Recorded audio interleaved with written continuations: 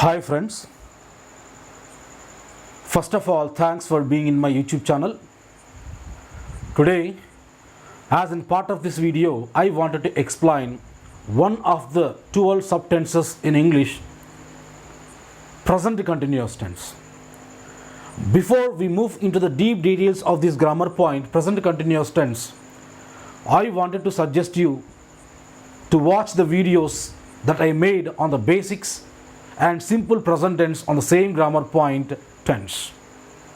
Okay dear friends, let us come back to present continuous tense. So while we are taking up the subtenses in English, we are talking about the structure first, and later we discuss about the different conditions in which the subtense is used. As in part of our procedure, we shall talk about the structure of present continuous tense. Dear friends, present continuous tense takes the structure subject plus is or am. Subject plus is or am plus V4 form of the verb plus object. This is the structure of present continuous tense. ఈ structure గురించి కొద్దిగా డీటెయిల్గా చెప్పుకుందాం. Subject అంటే ఏంటి? Doer of any action can be called as a subject. Here, taking any one of these helping verbs completely depends on the kind of subject. ఇక్కడ subject మనకు సింగులర్లో ఉంటే ఇస్ తీసుకుంటాం, ఆక్సిలరీ verb ఇస్ తీసుకుంటాం. ఎప్పుడు? when the subject is in singular. When the subject is in plural, we can take the auxiliary are. When the subject is I, then we can take the auxiliary am. So taking is or am completely depends on the kind of subject. Subject singular unte is తీసుకోవాలి, subject plural unte are తీసుకోవాలి, subject I unte am తీసుకోవాలి. So after writing the helping verbs, we have to write the verb in its V4 form. We have to take V4 form of the verb. We have to use V4 form of the verb in continuous tense. What is V4 form of the verb? V1 plus ing means what? When we add ing to the V1 form of the verb, that becomes V4 form of the verb, which is also called as progressive form of the verb or continuous form of the verb. As it is continuous tense, as it is present continuous tense, it takes V4 form of the verb, progressive verb or continuous verb, and later we could see an object. So this is the structure of present continuous tense. Next step, what are the different situations and what are the different conditions in which we use these present continuous tense? We shall have a discussion right now. Dear friends, we use present continuous tense to describe the actions that are happening at the time of our speaking and seeing. At the time of our speaking and seeing, మనం మాట్లాడుతున్న సమయానికి, మనం చూస్తున్న సమయానికి జరిగేటువంటి పనుల్ని మనం present continuousలో వాడాలి. The actions that are happening, remember, the actions that are happening at the time of our seeing and speaking can be written in present continuous tense. మనం మాట్లాడే సమయానికి, చూస్తున్న సమయానికి జరిగేటువంటి పనులన్నింటినీ కూడా మనము present continuousలో రాయాల్సి వస్తుంది. Let us take an example. Come on here, please have a look at the first example. Don't disturb.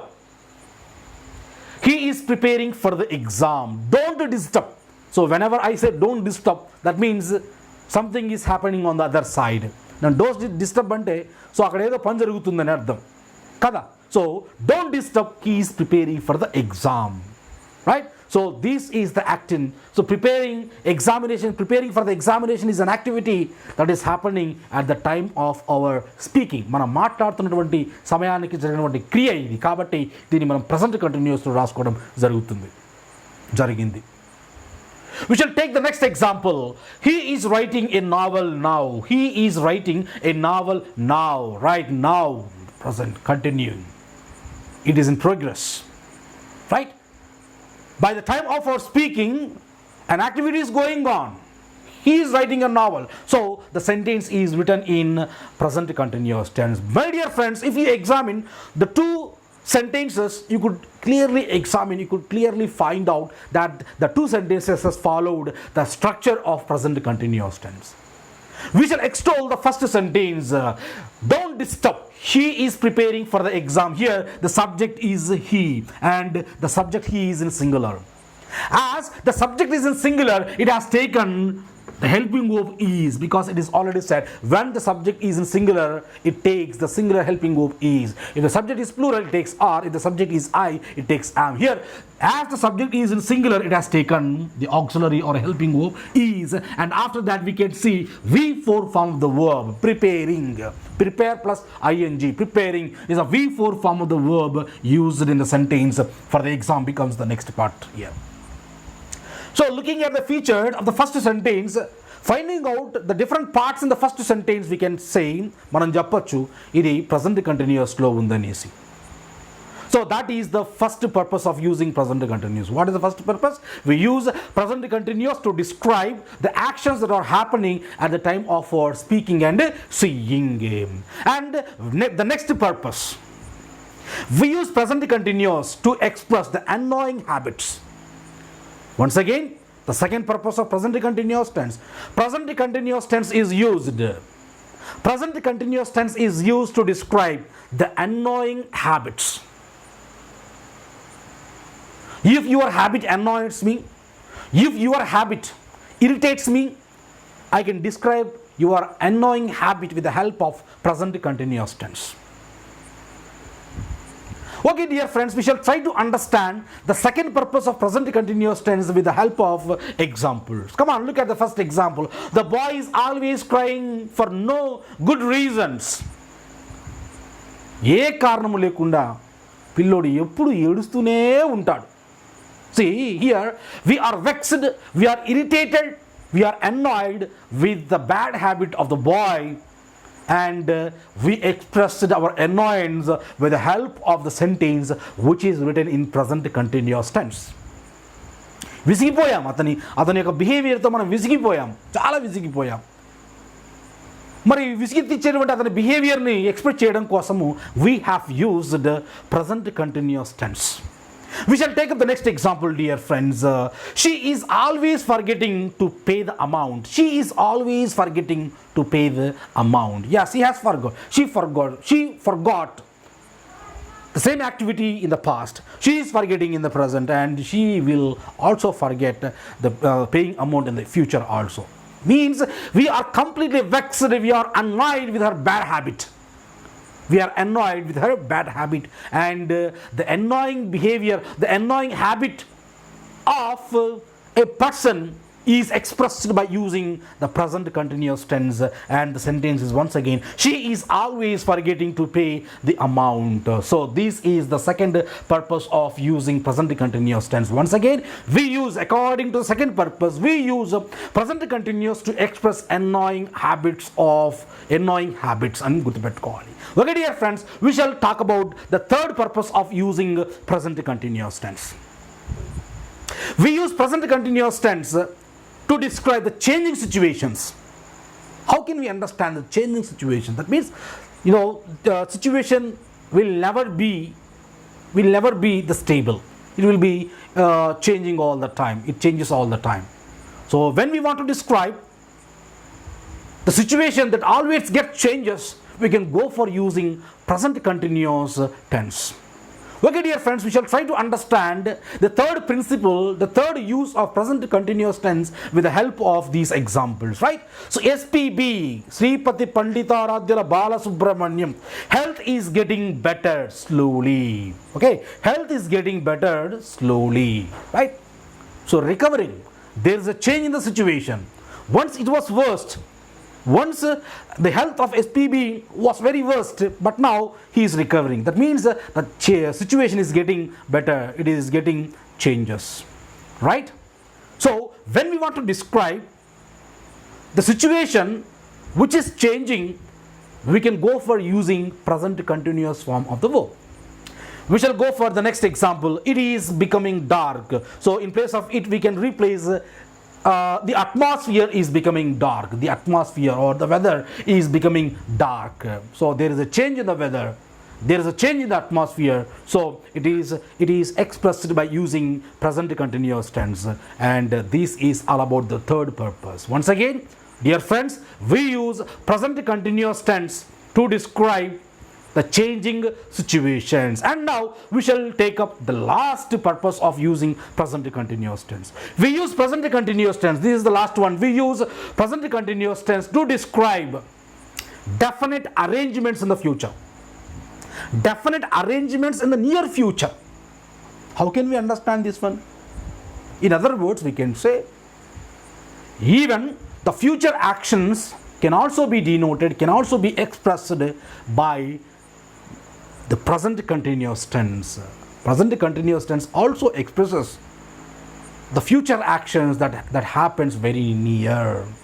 Okay, definite arrangements in the near future can be expressed by present continuous, and this is the last purpose of present continuous. Okay, dear friends, we shall try to understand the last purpose of using present continuous tense with the help of examples. Come on, have a look. She is getting married on this Friday. She is getting married on this Friday. Okay, so here when you look at this example, this is a definite arrangement. There won't be any changes. Definitely the arrangement, what is planned, definitely happens. So we can say that it is a definite arrangement, and this is written in present continuous tense because it is already said present continuous tense can express definite arrangements in the near future. So this is the definite arrangement in the near future, so it has been written in present continuous tense. Okay, dear friends, we shall take up the last sentence, the last example for the fourth principle. She is going to prepare a delicious lunch. She did not prepare the delicious lunch. She is not preparing the delicious lunch, and she will not. Of course, future tense is also not used. But in the sentence has been written in present continuous tense. Of course, it indicates the future action that happens in the near future. That happens in the near future. So it is also an activity which definitely happen in the near future. It is a definite arrangement. The activity is a definite arrangement. So it has been written in present continuous tense. She is going to prepare. She is going to prepare means what? She will prepare. Of course, this is a future action. The action will happen in the near future. So according to the last principle, according to the last use of present continuous, we use it. It describes the definite arrangements that happen in the near future. Okay friends, now we have entered into third step. How can we find out present continuous tense? There are a few keywords which helps us to find present continuous tense. So when we find these keywords in the sentence, we can simply identify that the sentence is in present continuous tense. And what are the keywords? We shall try to have a look at keywords. Now, so we get now అనేటువంటి ఒక keyword కనపడితే దాని అర్థం ఏంటి? దానికి ముందు ఉన్నటువంటి sentence లేకపోతే నవ్ తర్వాత ఉన్నటువంటి సెంటెన్స్ కంపల్సరీగా ప్రజెంట్ కంటిన్యూస్లో ఉందని లెక్క. ఫర్ ఎగ్జాంపుల్, ఎక్కడో ఈ నవ్ అనేటువంటి మనకి ఒక ఎగ్జాంపుల్ వచ్చింది. చూడండి ఇది, he is writing a novel now. So here now is a keyword which tells us that the sentence is in present continuous tense. అప్పుడప్పుడు fill in the blanks అని మనకి ఎక్సర్సైజ్ ఇస్తూ ఉంటాడు. ఇప్పుడు ఆ బ్లాంక్లో మనం ఏ ఫామ్తో ఫిల్అప్ చేయాలో మనకు తెలియదు. But whenever if you see now, it is a keyword and that tells you the blank can be filled up with a present continuous form of the verb. కాబట్టి keywords అనేవి చాలా ఇంపార్టెంట్ మనకి. Now, at this moment, don't disturb, look, listen, ఇలాంటివన్నీ కూడా, these are all the keywords to find out present continuous tense. Okay, dear friends, if you like this video, make sure to like it, share it, and subscribe my channel.